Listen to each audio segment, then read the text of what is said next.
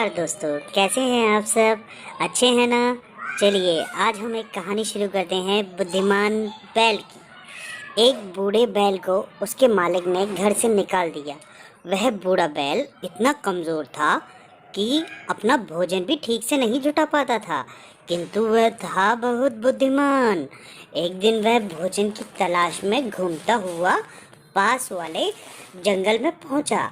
उस जंगल में एक पहाड़ था जिससे झरना गिरता था। आगे बढ़ने पर उसे एक गुफा दिखाई दी तो उसने सोचा, यहाँ घास और पानी दोनों ही आसानी से उपलब्ध हैं, साथ ही रहने के लिए एक सुरक्षित गुफा भी है। फिर क्यों ना जीवन के बाकी दिन आराम से यहीं गुजारे जाएं। ऐसा सोचकर बूढ़ा बैल उस गुफा में रहने लगा। उसे बिना परिश्रम किए भरपेट खाना मिला तो जल्द ही वह मोटा ताजा हो गया। एक दिन वह गुफा के द्वार पर बैठा धूप सेक रहा था। उसी समय उसे एक शेर अपनी ओर दिखाई दिया।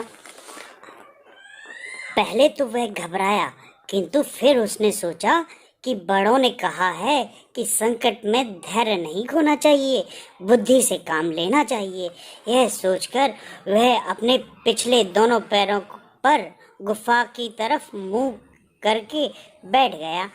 शेर जब कुछ और नजदीक आया तो वह जोर जोर से बोलने लगा, अरे 1 दर्जन बच्चों की माँ, बच्चे बड़ा शोर कर रहे हैं, इन्हें चुप कराओ। इन्हें खाने के लिए शेर का मांस ही चाहिए ना, मिल जाएगा। मुझे शेर की गंध आ रही है, ज़रूर यही कहीं होगा वह। उसे निकट आने दो, मैं अपने पैने सींगों से उसका पेट फाड़ डालूंगा, फिर बच्चे जितना चाहें शेर का मांस खाएं। शेर ने सुना तो डर के मारे वह वहाँ से भाग छूटा।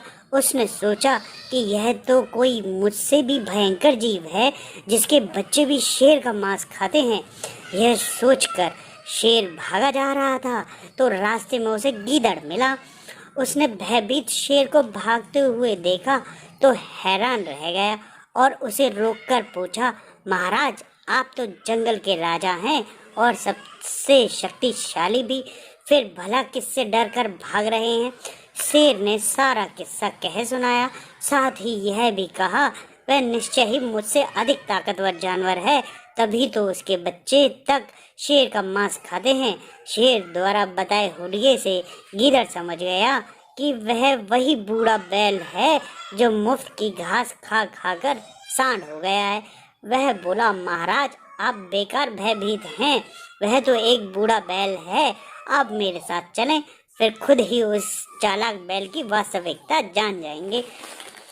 शेर बुरी तरह डरा हुआ था, इसलिए जाने के लिए हरगिज तैयार नहीं हुआ, मगर गीदड़ ने उसे हिम्मत बंधाई कि उसे कुछ नहीं होगा। उसने यह भी सुझाव दिया कि आप अपनी पूंछ से मेरी पूंछ बांध लें, तब मैं आगे आगे चलूँगा और आप पीछे पीछे। अगर वह भयानक जानवर किसी को खाएगा तो पहले मुझे ही खाएगा। यह बात शेर की समझ में आ गई। गीदड़ ने अपनी पूंछ शेर की पूंछ से बांध ली। अब वह आगे आगे चला और शेर पीछे पीछे। उधर बूढ़े बैल ने दूर से ही इन दोनों को आते देखा तो पहले तो वह घबराया, मगर फिर उसने अक्ल से काम लिया और जोर से चिल्लाया, अरे ओ बेईमान गीदड़, तूने तो 2 शेर लाने की बात कही थी, बस एक ही लेकर आ रहा है। इधर आ, आज मैं तुझे नहीं छोड़ूंगा। तुझ जैसे कामचोर सेवकों को तो कठोर दंड देना चाहिए। अरे ओ 12 बच्चों की माँ, आ बाहर आ, आज मैं तुझे गीदड़ और शेर दोनों की आंखें निकाल कर खिलाऊंगा। इतना सुनना था कि शेर सरपट भागने लगा।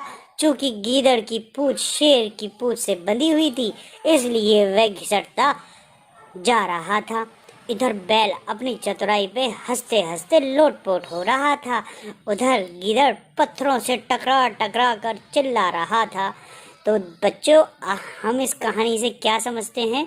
मुसीबत के समय हमें धीरज से काम लेना चाहिए, वही उचित है। ठीक है दोस्तों, फिर मिलेंगे हम अगली कहानी के साथ। तब तक के लिए बाय बाय।